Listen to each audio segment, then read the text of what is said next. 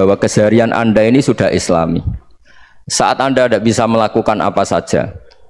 Saya sering ada jenazah, biasanya kalau tetangga meninggal saya sering disuruh ngelepas. Saya bilang orang ini baik karena sering ngelamun di rumah, sering nganggur di rumah. Ditanya sama anaknya, kenapa Gus nganggur baik? Ya kalau dia nganggur artinya juga nggak berbuat sesuatu yang maksiat kan? Ya kan, orang nganggur di rumahnya ya tidak bunuh orang, tidak maling, tidak korupsi, ya namanya nganggur di rumah. Lah cuma istri cara pandang nganggur gak menghasilkan uang itu, tapi juga gak menghasilkan kriminal kan. Jadi sebenarnya Islam itu cara, makanya kalau sampai ngaji usul fikih itu ada kitab usul fikih namanya Lubul Usul, itu terkenal sekali di pesantren itu. Itu kalau ngapresiasi keseharian itu luar biasa. Isma min mubahin illa wa yatahaqqaqu bihi tarku haramimma. Karena keseharian yang mubah saat Anda lakukan itu ada kehebatan yang luar biasa, yaitu meninggalkan haram. Makanya dulu banyak orang-orang alim ketemu temannya itu guyon sampai semalaman. Itu biasanya yang semangat Islam itu kiai kok tidak tahajud, kiai kok tidak witir. Orang yang sedang mapan uangnya banyak, malam itu tidak kelayaban itu sudah luar biasa. Melawan nafsu supaya tidak maksiat itu sudah luar biasa, supaya lupa guyon sama temannya semalaman sampai subuh, gejlok-gejlokan ngenang zaman miskin, zaman kuliah nggak jelas, zaman apa. Melihatnya jangan tarkut tahajud seperti ini, meninggalkan tahajud, tapi meninggalnya ini talkul muharramat. Jadi kayak apa hebatnya? Sehingga Imam Ghazali punya riwayat yang agak unik. Hatta takuna ibadatu akhiri hadil ummah iku an-naum. Sehingga suatu saat ibadah terbaik umat ini itu tidur gitu. Itu kan riwayat kontroversi. Ketika Imam Ghazali ditanya, kenapa iya? Kenapa kamu mulai keluar dari rumah itu sudah banyak maksiat? Melihat perempuan yang enggak mahram, melihat fenomena. Tapi kalau kamu tidur itu enggak melihat apa-apa. Tapi juga kamu jangan nganggap tidur itu ibadah betul. Saatnya melakukan fardu ain malah masih tidur. Tapi itu sudut pandang yang menjadikan kita Islam itu gampang. Jadi saat Anda tidak bisa aktivitas apa-apa, misalnya ada beberapa orang yang lumpuh. Lumpuh itu memang nggak bisa Jumatan, nggak bisa ibadah, tapi dia juga nggak bisa maksiat. Tidur itu memang Anda saat itu tidak bisa tahajud, tidak bisa witir, tapi saat itu ada zina, ada maling, tidak gosipkan orang, tidak bully orang, tidak menanamkan kebencian, tidak hasud. Sehingga tidur menurut Allah Ta'ala wa min ayatihi manamukum billaili apa? Wan-nahar. Karena di tidur itu selain ada unsur istirahat, jaga kestamina, juga ada unsur meninggalkan beberapa keburukan. Nah saya mohon ibadah yang keseharian ini kita jaga. Supaya kita semua baca ayat itu fasih. Fasih itu tertanam di hati. Allah itu siapa? Alladzi at'amahum min ju'i wa amanahum min khauf. Dan Allah kalau cerita di Quran itu anna sababnal ma'a sabba thumma syaqaqnal ardha wa syaqqa fa ambatna fiha habba wa inaba wa qadba wa zaituna wa nakhla wa hada'iqa hulba. Kamu tahu saya ini siapa, kata Allah? Saya ini adalah Tuhan yang menurunkan air, kemudian ada tanaman banyak, habba wa inaba wa qadba, ada zaitun, ada tin, kalau orang Jawa mungkin ada tela, ada padi, ada mangga, ada pisang. Sudah.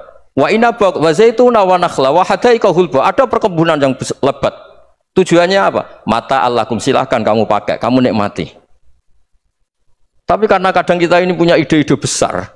Tadi untuk syukur saja nunggu punya istri riman, rumah baik, tetangga baik, komunitas baik, semuanya baik baru syukur. Lama-lama nanti ada di surga, syukurnya nunggu surga paling kelas A. Itu sudah ada yang menghuni Rasulullah, kamu nggak boleh di situ. Masa untuk syukur saja? Repotnya Masya Allah. Jadi mohonlah Quran yang kalau Anda hafalkan juz amma itu kan ada ayat-ayat yang kayak tadi.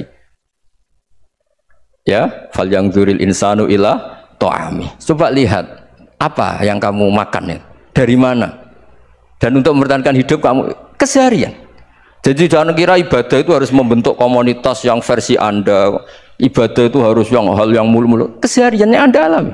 Loh ini saya tidak bikin-bikin. Saya ngaji bukan karena berdasar pesanan. Itu ayat yang saya baca kan betul ada ayatnya kan, fal yang dzuril insanu ila ta'ami anna sababnal ma'a sabba thumma syaqaqnal arda syaqqa fa ambasna fiha habba wa inaba wa qadba wa zaituna wa nakhla wa hada'iqa ghulba. Terusannya apa? Mata lakum, silakan kamu nikmati. Mata itu silakan kamu nikmati. Ya kayak sampean dikasih hidangan ya makan. Ya sudah makan, habis makan ya minum, habis itu ngantuk ya tidur. Ya sudah normal-normal saja. Kayak apa indahnya Islam? Tapi Anda mencari Islam yang gimana lagi? Nah itu yang diajarkan guru-guru kita, diajarkan sanad kita sampai Wali Songo, sampai Rasulullah SAW. Sebetulnya dalam banyak hal-hal yang keseharian itu lebih prinsip ketimbang ide kita tentang hal-hal besar. Saya beri contoh, Allah itu Tuhan yang maha kuasa, yang menguasai alam raya ini. Kadang-kadang menjelaskan dirinya itu hanya alladzi at'amahu min ju'. Saya ini Tuhan yang memberi makan kamu saat Anda lapar, saat kalian lapar. Jadi untuk beriman kepada Tuhan yang Maha Esa, kepada Allah, kamu yakin yang memberi makan kamu itu Tuhan. Apapun kecewanya Anda terhadap tetangga, terhadap negara, terhadap mertua, terhadap istri, itu kecewa Anda tidak akan mati. Tapi kalau tidak makan itu mati. Sehingga Allah mensifati dirinya kadang pakai keseharian. Alladzi at'amahu min ju'. Tuhan itu siapa? Yang memberi makan kamu ketika lapar. Tapi kamu untuk syukur itu nunggu punya istri cantik, neriman, gampang diatur, membolehkan poligami. Terus 4 istri itu neriman semua, loyal semua. Itu sombong betul. Mau syukur saja kok repotnya seperti itu. Jadi mau syukur ya ada makanan dimakan. Itu kalau ngantuk ya tidur. Ayatnya wa min ayatihi manamukum billaili wan nahar. Maksud ayat Allah itu tidur. Nah keangkuhan-keangkuhan ini yang menjadikan kita itu jadi repot hidup. Wong untuk syukur kok nunggu tadi. Mertua baik, tetangga baik, istri baik. Apa saja di sekelilingnya harus baik. Nah keinginan berlebihan ini menjadikan kita lupa ada hal-hal yang paling kita butuhkan, yaitu oksigen. Kita boleh nempat di buminya Allah. Alladzi ja'ala lakumul ardo firasya. Bumi kamu tempati enak. Coba kalau gempa. Apa artinya istri 4 cantik semua kalau pas digoyang apa? Gempa. Apa artinya kamu jabat? Entah apa saja jabatannya. Kalau bumi likuifaksi, habis kamu. Kiai meskipun dai kondang umatnya jutaan, kalau likuifaksi di panggung hancur. Tapi nikmat-nikmat yang disebut Allah seperti ini kita kaji keseharian. Alladzi ja'ala lakumul ardo mahda. Allah itu yang menjadikan bumi dalulan, yang mudah diinjak. Famshu fi mana biya, silahkan pakai jalan-jalan. Jadi saya termasuk benar-benar kiai Jawa. Kalau kerennya kiai Nusantara atau kiai Indonesia lah. Diajari bapak saya Kiai Haji Nur Salim, diajari Mbah Maimun. Itu Islam itu keseharian. Karena ketika Anda memilih hal-hal yang serius, itu tujuan utamanya nyari ridhonya Allah. Dan ridhonya Allah bisa kamu dapatkan sesuatu yang pasti benar.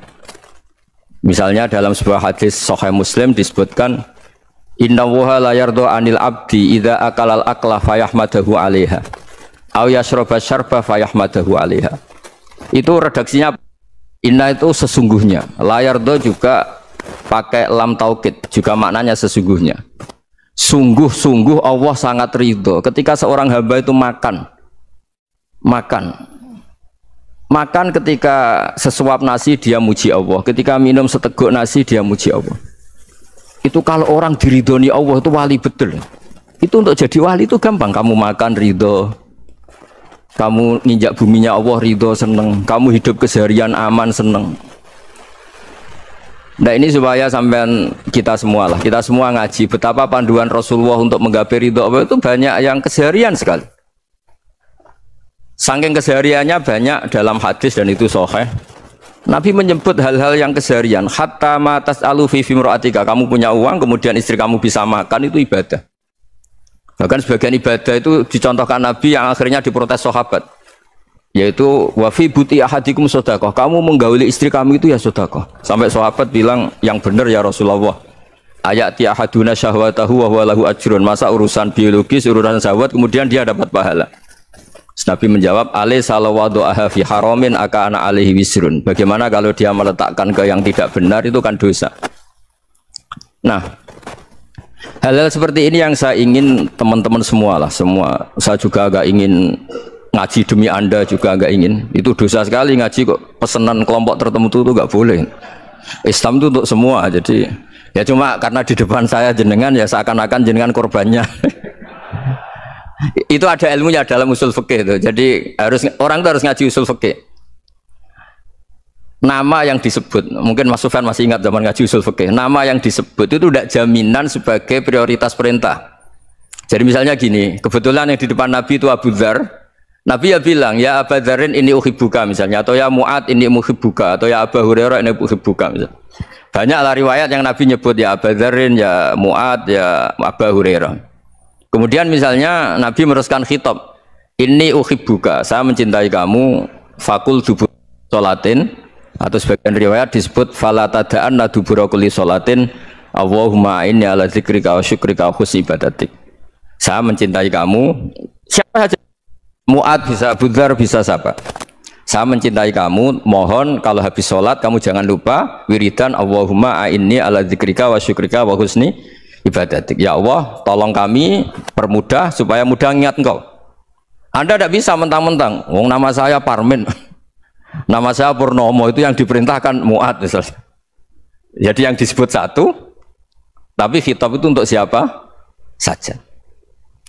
Saya teruskan ya. Jadi saya mohon semua kita melakukan kebaikan itu, kalau dalam kaidah fikih disebut al yakin la yuzalu bisyak. Banyak kebaikan yang kebenarannya itu 100%. Tidak punya efek samping ke pihak lain, ke kelompok lain, ke komunitas lain. Itu tadi misalnya Anda makan dan itu murah sekali, hanya butuh satu piring. Setiap kunyahan kamu muji Allah, setiap minum kamu muji Allah. Itu redaksinya Rasulullah SAW disebut Allah sangat ridho ketika seorang hamba makan, kemudian dia memuji Allah, atau minum kemudian dia muji Allah. Logikanya gampang. Negara seperti ini yang kamu harapkan bentuknya kayak apa, mertua, ipar, komunitas, tetangga, itu nyata terjadi itu kan belum pasti. Sementara yang mesti terjadi adalah kamu butuh makan, kalau tidak mati. Butuh minum, kalau tidak mati. Butuh bumi yang nyaman ditempati, kalau tidak kita juga mati. Sebab itu Allah kalau menyebut nikmatnya itu hal-hal yang keseharian. Alladzi at'amahum min ju'. Allah itu siapa? Allah itu yang menciptakan kamu bisa makan. Tidak berlebihan. Allah itu yang menciptakan kondisi sosial itu ideal. Zaman Nabi itu ya ada orang munafik. Orang-orang pilihan Allah itu juga diuji orang sekelilingnya yang macam-macam. Semua diuji sesuai konteks zaman dan waktu. Nah, tapi ada ibadah-ibadah yang selalu disarankan Nabi. Sampai Nabi itu pernah ditanya, ayul Islam ya khairun ya Rasulullah, Islam terbaik itu gimana? Jawaban Nabi itu unik. It'amut to'am. Islam terbaik itu ya makan-makan, jangan santai-santai. Ketika Allah menyebut beberapa kebaikan, falak tahamal aqobah wa ma adrokan apa? Mal aqobah. Terus hanya apa? Fakku rokobah. Terus hanya apa? Au it'amun fi yaumin di masghubah. Ya, atau acara makan-makan itu juga Islam. Kenapa? Ya bayangkan kalau tidak ada makanan kita mati kan? Kondisi sosial tidak ideal tuh Anda masih gak apa-apa. Tapi kalau Anda tidak makan, Anda tidak minum, kamu punya istri cerewet masih bisa hidup, punya mertua cerewet masih bisa hidup. Tapi kalau tidak makan bisa mati. Berarti penting mana istri sama makan? Penting mana? Makan. Semoga istri Anda dengar. Nanti kamu disuruh makan tapi pulang deh. Itu kalau dibahasakan makan masih memahami. Penting mana nasi satu piring dengan istri? Nggak ada nasi mati, nggak ada istri belum mati. Penting mana? Gak berani jawab kan? Nah, ternyata Anda ada garang kan di depan istri. Jadi saya mohonlah, mungkin Mas Sufyan Sauri tadi yang bisa bantulah teman-teman tuh ngaji yang keseharian saja. Karena kita nyari ridha Allah itu berdasar firman Allah, dan firman Allah itu menyebut keseharian tuh riang gampang. Itu tadi misalnya wa min ayatihi manamukum billaili wan nahar. Termasuk ayat-ayat Allah itu kamu tidur. Maka dulu itu ada guyonan, ada tokoh Mu'tazilah, kelompok dalam Islam yang berpikir manusia itu bisa menentukan ikhtiarnya sendiri. Karena saya bisa duduk, duduk, ingin berdiri, berdiri. Karena kelompok ini nggak terima kalau semua kehendak Allah, nanti bagaimana kalau semua kehendak Allah kok ada hisab, ya ada sanksi. Lucunya itu dia akhirnya, ini cerita ya, mencintai seorang perempuan cantik sekali. Dan itu dia menjadi ahli sunnah itu oleh hal-hal yang sepele. Karena istrinya cantik, ya namanya suami istri itu hubungan intim. Terus ditanya, Mas, masih ingin lagi? Masih. Silahkan diulang lagi. Wah ya tidak bisa. Katanya manusia bisa menentukan yang diinginkan. Itu tobat itu. Itu nggak bisa ditobatkan Mas Sufyan Ats-Tsauri. Orang cantik yang mudah nobatkan orang itu orang cantik. Segampang itu. Akhirnya kita tahu, makanya kalau dalam kitab Hikam itu disebut al-aqil mayakul madza yaf'alu wa hubi wal ghafil mayakul madza af'al. Orang yang punya akal karena sadar ini wilayah Allah, semua milik Tuhan. Itu dia tiap hari berpikir, besok Allah akan melakukan apa terhadap dunia ini. Kamu merencanakan suatu mau plesir ternyata gempa.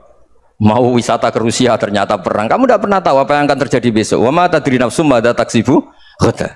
Tapi anda semua kita ini sering punya jadwal permanen. Makanya saya kalau diundang siapa saja, isane takdir. Yang jelas Gus ini acara penting. Ya masih acara penting nak pangeran ngersakno apa piye? Kok ape dadi pangeran? Kamu kok mau jadi Tuhan? Itu kadang ya kiai gitu. Penting Gus acara ini jenengan harus memastikan bisa. Loh kamu itu yang ngajarin tauhid sesuatu itu biadillah kok bilang-bilang apa pasti. Kalau maksa terus tak tobatkan dong kamu kata saya itu. Ya kalau gitu Gus bilang insya Allah. Wah itu hati saya, fisik saya, roh saya sudah bilang insya Allah. Nggak usah kamu latih kata saya. Nah hal-hal tauhid keseharian itu gampang sebetulnya. Wal ghafil yaqulu madza af'al. Tapi orang yang lupa Allah dia setiap hari bilang besok apa? Kita bisa melakukan apa? Seakan-akan dia itu aktor, dia penting, dia subjek permanen, dia. Padahal kita ini hanya objek kehendak Allah Subhanahu wa taala. Karena kita yakin sesuatu yang terjadi di alam raya ini kita tidak bisa apa-apa. Makanya saya sering ngaji, sering bilang saya. Ketika Anda mensifati Allah, Dia yang menghidupkan. Sudah itu tanamkan sehingga ketika kita mati santai saja. Kenapa santai? Allah punya cara menghidupkan kita. Zaman kita hidup juga gak tahu caranya ngelola jantung, ngelola paru-paru. Kamu juga gak tahu ngelola oksigen yang tidak beracun, tidak ngandung polusi. Tahu-tahu hidup. Gak ingin tua ya tahu-tahu tua, gak ingin mati tahu-tahu mati. Selama ini kita hidup juga gak tahu apa sebetulnya. Hanya gaya tok, punya jadwal, punya planning. Kalau kamu bisa menentukan pilihan Anda, pasti Anda istrinya cantik, 4 neriman semua, kona'ah semua. Nyatanya enggak kan? Sudah 1 jelek, cerewet. Oh itu kan, nyatanya enggak bisa apa-apa Anda kan? Dan kamu bawa mati lagi. Itu kan, istri Anda juga gitu, punya keinginan, punya suami yang ganteng, yang jabat, yang neriman, yang enggak poligami. Ya enggak kesampaian juga. Kalau kita ngitung tingkat kegagalan kita itu gagal terus. Ya kan? Nah, terus ingat Allah, madza yaf'alu wa hubi. Orang yang punya akal selalu berpikir Allah itu menghendaki apa terhadap saya. Loh, sama-sama orang itu. Melihat orang yang serius, itu kata Anda itu pemikir berat, serius, senang punya tokoh yang merengut karena kamu anggap serius. Tapi sebagian orang anggap orang yang serius itu wong merengut, wong masam, wong muka kok ditekuk. Jadi sama itu hati ya muqallibal qulub tsabbit qalbi ala dini, karena kita nggak tahu cara berpikir kita tentang orang lain, tentang sekeliling kita. Misalnya kita orang baik yang jenis ngurmat fakir miskin, ada orang bangun masjid mewah itu janggal. Apa artinya masjid mewah kalau banyak orang kelaparan? Tapi kalau yang jenis pendidikan apa artinya masjid mewah kalau tidak bisa ngaji? Nanti yang jenis infrastruktur apa artinya ini kalau semuanya punya sudut pandang yang berbeda-beda. Dan Islam mengapresiasi semua kebaikan. Tapi katakan semua kebaikan itu adalah kehendak Allah Subhanahu wa taala. Karena apapun baik Anda itu pakai fasilitas yang diberikan oleh Allah Subhanahu wa ta'ala. Sehingga ini yang disebut kulillah sumadarhum fi khawdihim yal'abun. Bahwa pada akhirnya ada jihad, ada perang. Itu dulu memang perang, bukan membunuh. Beda. Dulu kita dijajah Belanda ya perang, dan itu normal karena kita dijajah. Jadi ketika orang lain ingin baik sama kita, wa in ahadum minal musyrikin astajaruka ya fa'jirhu hatta yasma'a kalam Allah. Kalau mereka ingin baik ya kita baik. Makanya ada istilah musta'man, mu'ahad. Kalau mereka ingin damai, berdampingan dengan kemajmukan, ya itu yang lebih baik. Karena memang Islam menghormati proses perdamaian. Wa in janahu lis-salmi ya fajnah lah. Kalau ingin damai ya kita harus damai. Jadi, andai kan dulu Belanda datang ke Indonesia kok minta besanan. Gitu. Ya mungkin kita juga senang karena memperbaiki hidung kan, kalau minta besanan. Gitu. Nah tapi wong jajah dulu itu kan masalah kan? Apa? Masalah kan? Jadi saya mohon ya, jadi apa? Makanya saya tadi minta sama Bapak Kadensus kemarin juga pernah main ke saya. Jangan sering ketemu. Saya ini sudah uzlah, saya ini sudah mau daftar jadi resi. Saya itu kemarin di muktamar juga agak datang, acara di Jogja juga sudah. Karena memang keluarga saya dulu itu bahasa ya, bapaknya bapak saya itu gak keluar rumah itu puluhan tahun. Memang punya adat uzlah. Ya makanya ngaji saya ngaji aja yang gampang-gampang aja, yang nggak orderan, yang nggak pesenan ngaji aja dulu yang gampang. Saya ikhlas, yakin betul saya ikhlas. Ikhlas itu menurut saya itu roh. Orang nggak ikhlas menurut saya itu orang aneh. Ikhlas itu gampang, sudah saya bilang. Kalau kamu yakin ilmu itu milik Allah, ngasihkan juga ikhlas itu milik Allah. Apa sih yang kamu punyai sehingga kamu tidak ikhlas? Uang milik Allah, energi kita milik Allah, bumi milik Allah. Kemudian kamu merasa memiliki. Merasa memiliki itu kalau dalam ilmu tasawuf sudah kesalahan kan? Bagaimana Anda punya? Coba tahu-tahu tanah itu kok milik Anda? Karena saya beli, saya beli dari orang, dari Zaid. Padahal yang asli punya itu Allah. Apa benar kamu pernah beli sama Allah? Zaid ini pemilik nisbi, pemilik yang enggak sebenarnya kan? Ya enggak?